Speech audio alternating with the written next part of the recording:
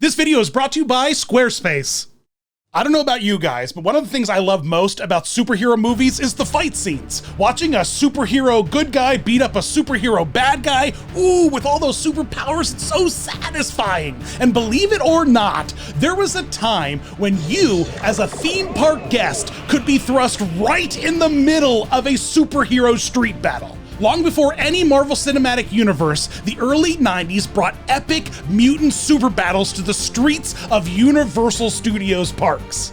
So let's travel back in time and check out the amazing X-Men stunt shows that many of you never got to see. And trust me, there is some really cool stuff in these shows. So let's go to me, my X-Men!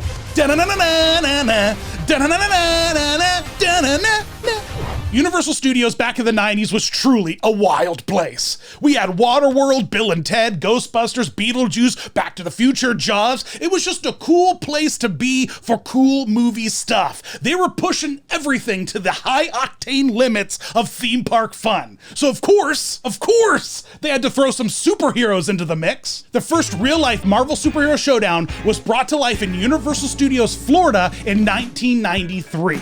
It presented immersive street atmosphere entertainment and fully took place on and above the city's streets, facades, and in the crowds of tourists of the fake New York area of the park, with only a single small stage for the finale. Watching home movies of this stunt show is like crazy. It's like watching real footage of an actual superhero fight. Green Goblin starts on the top of the Metropolis building, yelling at the audience before Spider-Man shows up to give Green Goblin a hard time. I love this Goblin costume. It looks like a glorified Halloween mask. It's perfect. It's horrific. It's excellent.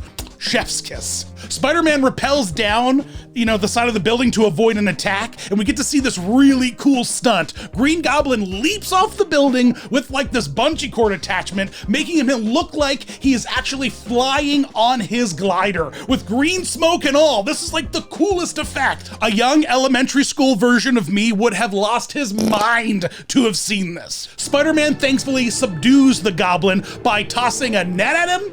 I don't know what Spider-Man's powers are, but I'm pretty sure it's not throwing nets, guys. Goblin is then slowly and awkwardly lowered while cops try to unhook him from the wires, only for him to quickly dash like a madman down the street. As Dr. Doom arrives on the top of the building, and Doom is wearing this simplified version of his suit and mask. It's not super detailed, but that's okay because he's like literally on top of a building. He's far from view. He sends Magneto down to fight the heroes, and Magneto shows up, man, like some kind of professional bodybuilder, like he's lifting irons with his arms and muscles instead of his mind. Come on, man, you could just pick up those weights with your powers. You don't need to be ripped. He is so ripped. He fights an extra thick Captain America. Like, they are seriously so thick. Both of these are just thick guys punching each other. And Captain has his big old metal shield, which Magneto could very easily repel with his powers, but does nothing and allows himself to get pummeled with it.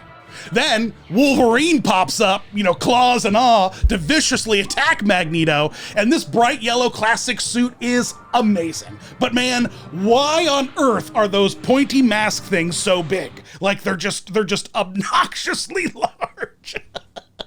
Anyway, Wolverine starts fighting Magneto, and need I remind you, Wolverine's bones are made of metal, and yet Magneto doesn't use any of that advantage. It's so bizarre to have literally two metal-based accessory heroes fight a metal villain, and no metals involved, just punching.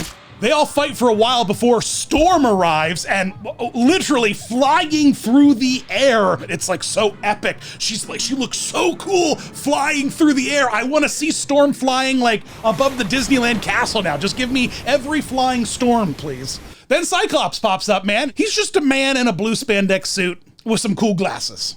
Storm turns around and makes quick work of Dr. Doom blowing up the roof of the building, and before you know it, the heroes have won. Everyone's on the stage, this really small stage. They're all shaking hands and celebrating before immediately pivoting to autographs and photos for you, the park guest. You know how it is. It's a theme park. Not everything has to be, canonically in world. These superheroes can kick some butt and then take some photos, get some selfies. This stunt show was so cool and so popular with guests that I guess it motivated Universal to go on ahead and secure the rights to Universal theme parks in 1994, literally something we're still dealing with and feeling the effects of today. But man, Universal, you just was incredibly smart to invest in this. I mean, like, the foresight of getting the Marvel theme park rights. I mean, come on. And like, they probably got them for a steal too. Like, who cared about Marvel back then? So with all that success and the newly secured rights, Universal went all out with a full-scale version of the show in 1995. The stage was built in front of the Ghostbusters building, now Jimmy Fallon's Race Through Pizza Stink, and banners were hung all over the building and its tall facade to play into the story beats of the show. Police barriers were set up along the stage, and employees dressed like cops were there to kind of like mitigate the crowd and like, you know, help with some crowd control. I love the way this show starts. Just starts with a dude in a suit. And that dude, Tony Stark. He arrives, to announce that he has paid for a new mutant research center for Professor X. And little does Tony Stark know the building he just helped pay for is eventually going to become like some pandering Jimmy Fallon ride. I'm sure that he would be less than thrilled. But who's that atop the building? Is that Spider-Man? Wow, that's cool, but why is the music so like threatening and tense? I don't understand. Side note, I just love how we're still using the same gimmick all these years later at Disneyland's Avengers campus of Spider-Man like being hooked to a cord and lowered off the side of a building. I think that is so funny. I love how we have really not come any further. Thanks, Tony. It's a pleasure to be here. Just look at all the hostages. What? Well, all that tense music should have tipped me off because Spider-Man, well, he just called us all hostages and he knocked out Tony. I'm not exactly sure what is going on here. Surprise! Wow, this is incredible. Look, for a silly little stunt show in the early 90s, this reveal is pretty amazing. This like Mystique transformation goes pretty hard. So boom, we've got Mystique in her suit with her red hair. I love it. It's very vintage X-Men cartoon series. The costume is gorgeous. She ushers in her villain boss, Mr. Sinister, who has a very imposing presence on stage. You know, it's like a cape made of tentacles or something. I don't know, like they're super creepy. And look at that spooky face paint, man. This is a creepy, spooky costume character. Honestly, it's so cool and it's so like unique. It kind of blows my mind that this still isn't being used to this day. This seems like a home run at the parks to bring out like a Mr. Sinister type. It's just such a unique villain. Mr. Sinister, of course, is accompanied by the Red Commando. Everyone knows the Red Commando. He's like the cyborg of Marvel, I guess. I don't know, with a ponytail. He's got huge robot feet. He's got like a hand blaster like Mega Man. Again, this is such a rad costume. Why are we sleeping on these costumes? Bring them back to the parks immediately. Now, we learn the reason why the mutants have taken over the stage is because they want the mutant infusion pool, which actually sounds so much cooler when Mr. Sinister says it. The mutant infusion pool. Now, apparently, Mr. Sinister tells us that if you toss any old human, wink, into this mutant goo pool, they themselves will turn into like mindless, crazy mutant soldiers with random powers that are unstoppable, which bizarrely is more or less the same exact plot of Despicable Me 2.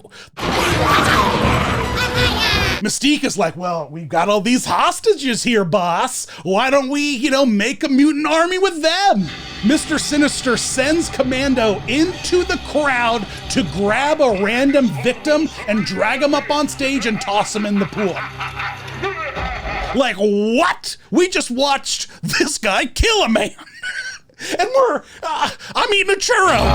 Well done, Commando. And I love it because the sound effect sounds exactly like the sizzling fajita plate at Chili's. Then, almost like a scene from the MCU, heavy metal starts to play as Tony Stark, now fully geared up in his Iron Man suit, begins to rise from behind the stage. Oh yeah, you feeling it? You feeling it? And he starts throwing fisticuffs immediately with Commando, man. And this Iron Man costume is cool. It's so vintage Marvel comics. It's almost funny in a way. It's like a yellow and red Tin Man kind of like throwing punches. But then Mystique rolls in and hits Iron Man with like a fog gun. Cool, I guess. I didn't know you could just defeat Iron Man with a light fog. But then Spider-Man swings in with his best Slim Shady impression. Will the real Spider-Man please stand up? Wolverine then appears on top of the other building, rappelling down, ready to kick butt, and there's a butt ready to kick for him as soon as he lands, because Sabretooth comes rolling in, man, on a motorcycle, ready to beat up Wolverine. And they kind of have like a big, like, you know, like, you know, they really give it to each other. Again, with the huge black spikes on the mask, it's just comical, but they're starting to grow on me now. If I'm being honest with you, I kind of love them now. Sabretooth essentially looks like a motocross Sasquatch. Storm comes busting out of the central tower of the building, flying high above the action, literally summoning fog and snow and rain. As the storm rages on, suddenly, and without any real explanation, Dr. Doom comes busting through a very obvious broken wall prop, and he's just like, hey everybody, I'm in charge now. You know, this is exactly how comic books really are, I guess. You know, it's just like, you know, there's action and then like a new bad guy shows up. It's like, I'm the baddest guy now. The main group of villains run away as Dr. Doom proceeds to like blast Mr. Sinister into his own goo pool. But like, I think Mr. Sinister blasts Dr. Doom at the same time. They like double blast each other. Unfortunately, the double villain defeat wasn't captured on camera, so here's a dramatic reenactment I put together. You get the idea. And then the triumphant heroes take to the streets to sign autographs and take pictures. You know how it is. You get blasted with some fog. It neutralizes you, and yet you still have the time and energy to sign a couple, you know, baseball hats for kids. Take a couple photos with mom. Can't imagine how superheroes must stink after like all the fights. You know what I mean? They're all like sweaty and like dank. And now you want to hug them. And it's like 103 degrees outside in Central Florida. The humidity's 110%. No thanks. This was a cool show, a huge upgrade from the 1993, and really brought together a ton of fun special effects, stunts, costuming, even like a motorcycle. I think this was a home run slam dunk. I'm honestly shocked that a version of this isn't still running in some capacity. Like, how did we let this go? This is so cool. And right now, more than ever, people will be losing their minds. This is so much more complicated and involved than the stupid stuff they do over at Avengers Campus, where like they're up on a balcony just kind of like, you know, playfully punching each other. No thanks. I want to see this. I want to see like Storm casting like fog and wind. I want to see mutant goo pools. I just want to see cool stuff, Universal. Why everyone? Why are we just like, it's like Black Widow like punching the Taskmaster? Moving forward to 1998, this isn't much of a stunt show, but I gotta talk about it because it's just so weird. Marvel, in partnership with Universal, designed and opened their first Marvel restaurant called Marvel Mania, with the goal of ultimately franchising these things, you know, like a Planet Hollywood. Obviously that didn't turn out. Now, Kenny covered this restaurant in the vlog, Please Stop Vlogging. You gotta go check out the vlog, it's pretty great. It's cool. He even found like the menu, which I think is amazing. Like going through the menu of the vintage restaurant, and there were some meet and greet spaces, but it was just like the basics, like Wolverine, Spider-Man, Captain America, and there was a Hulk. There was a Hulk there. The opening ceremony had Stan Lee and an insane looking Hulk costume. Might honestly be the most hideous thing I've ever seen. Like, what is going on with this guy? It's really something else. Did Hulk just get stung by a lot of bees? You know, it's just a very swollen, bizarre Hulk.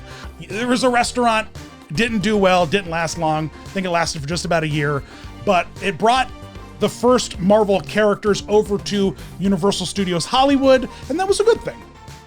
Fast forward to 2002, and this is a real treat. In fact, I didn't even know this happened. A Marvel-themed haunted house at Universal's Horror Nights. Back in 2002, the event was moved and hosted to Islands of Adventure. And over on Heroes Island, a Marvel section of Universal Orlando's recently opened park, there is a special warehouse that they built behind the Dr. Doom ride to house the first of its kind comic book villain horror house, where villains had finally won and defeated all of the heroes, and now they're after the civilians, aka us, the theme park guests. This was a very unique experience and only happened for 1 year.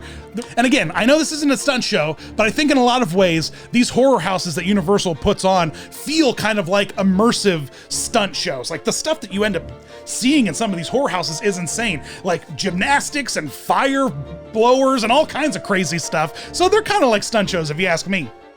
The house was called Maximum Carnage and featured everyone's favorite Marvel red goo boy, Carnage. Just look at the suit. It is incredible. That huge helmet is so imposing. I love the silhouette of this thing. It's like insane. I love it. It's gorgeous. But he wasn't alone. He wasn't the only villain there. Oh no. The Punisher was there with a flamethrower apparently. And man, you gotta be real sweaty in Central Florida wearing a leather jacket in all black, blasting a flamethrower all night. RIP that guy. All the sweat he lost, buckets of sweat. We also had Scream, AKA Girl Carnage. She's in the ride. She's in like the Spider-Man ride. And unbelievably, of all characters, Mephisto. And apparently Deadpool was supposed to be in this house, but I never saw that come to fruition. I have seen no photos. He was in like maybe one piece of concept art, but we covered Deadpool in another video here on the channel. Watch here, because he's definitely coming to Disneyland at some point. If you know he was here and you have photos with Deadpool, please send them in. I'd love to see him. Hit me up on all the holy social medias. Honestly, I'm gobsmacked by how incredible this house looks, and apparently it was very popular. People flooded to this house and everyone loved it except for Marvel, who was very upset that the house existed. Marvel's like, come on guys, you can't be doing this. You can't be like traumatizing children. Not that Horror Nights necessarily is an event for children. To Marvel's... I don't know what's happening. I don't know. To argue against Marvel for just a moment. It's not a place full of kids, and if kids are there, it's because they have bad parents or parents who've made specific decisions or they're very specific kind of kids. And with that in mind, like, you know, why are you yourselves bearing the weight of that when people should be making their own decisions with children? And I'm so surprised that they went so hard against it. But this was before I think villains really had their moment and villains really like took off and we became super big fans of villains like we are today. The final act of Universal Studios' Marvel's Stunting was in 2003 to kind of cross-promote Ang Lee's The Hulk, as well as Marvel's new push of the Ultimate Comic series. And so this like 2-in-1 event was hosted at Universal Studios Hollywood, and they kind of like, you know, they went all out. They had ultimate versions of some of the costumes like Wolverine and Magneto, and they had some props from the big Hulk movie like on location that you could go and visit and like, take photos with. The specific standout, I think, here from the event is the Wolverine, because this Wolverine is like something else, like soul patch, moody, you know, like cringe boy Wolverine. This guy looks like he's on the cringe subreddit, you know, like playing guitar songs that he wrote himself to his long distance girlfriend, being like, baby, I miss you with my adamantium heart. And everyone's like, ugh, just like, cut your hair, man. Just cut your hair. But Ultimate Magneto is here and he looks cool. It's a very cool upgrade to the costume. Specifically, you know, he's not as ripped. He's still ripped, but not as ripped, not as bulky. This is more of like a Steve Jobs Magneto. You know, he's like got some slacks. He's got like a thick helmet, a turtleneck. He's looking good. I could see this Magneto at a keynote being like, one more thing. And this event is also where we got Spider-Man Rocks. Remember Spider-Man Rocks? We covered it pretty extensively in our Spider-Man Evolution, the Spider-Man Rock Opera that was held at Universal Studios, and it was pretty incredible. It's a stunt show, kinda, in that, you know, Spider-Man swings around a little bit, but otherwise it's more of like a dance rock opera. It's got very minimal stunts compared to something like Spider-Man Turn Off the Dark on Broadway. But I don't know, indoor stunt shows aren't as cool to me, if you ask me. You know, you got rigging, you got catwalks, you got like, you know, high ceilings. You can do whatever you want inside. And speaking of outside stunt shows, there was one here at this Ultimate Marvel event with Daredevil, of all things, jumping off of a building. Now, there's only one photo of this Daredevil event. I can't find any more info. I can't. Like, if you have a home video of Daredevil jumping off this building, please send it in. But this looks cool, you know? I think that actually might be Ben Affleck up there, you know, of all things. Like, kids love that stuff, man. I love that stuff. I love it. We got robots doing it at Disneyland now, but in the early 2000s, man, spare no expense, man. Just throw people off buildings. Who cares? Look, you don't need to be some super intelligent mutant hero using Cerebro to figure out how to build cool websites. It's not that hard. It's super simple, thanks to the powerful tools from today's video sponsor, Squarespace. Check out this new Blueprint AI tool where you can pick and choose details for your new website tailored to your exact SEO needs, helping you show up in search results more often.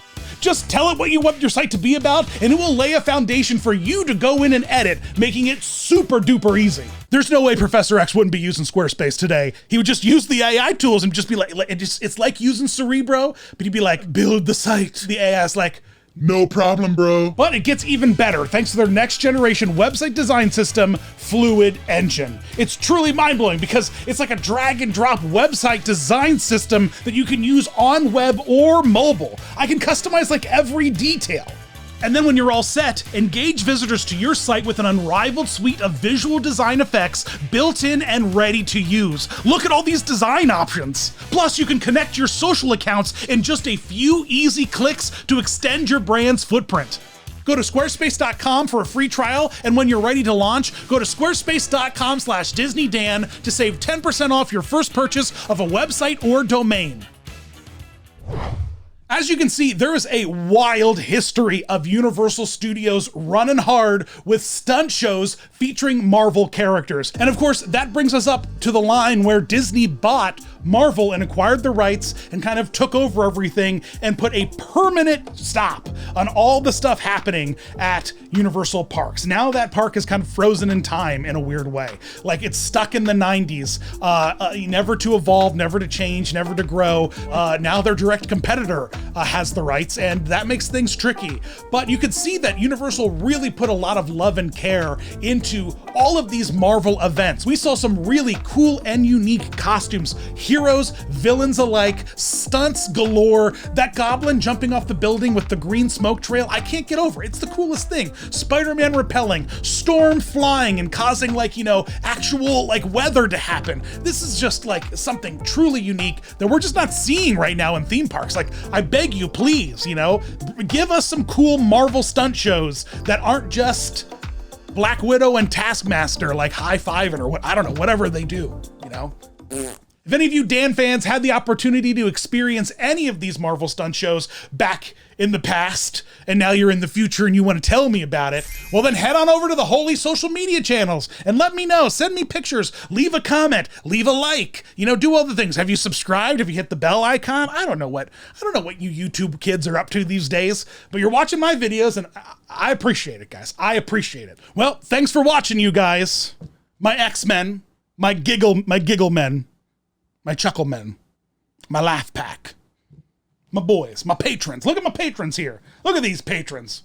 Doing great, patrons. Thank you. Thank you for all your support. Thank you for helping fill my mutant gene pool, if you know what I mean. I'm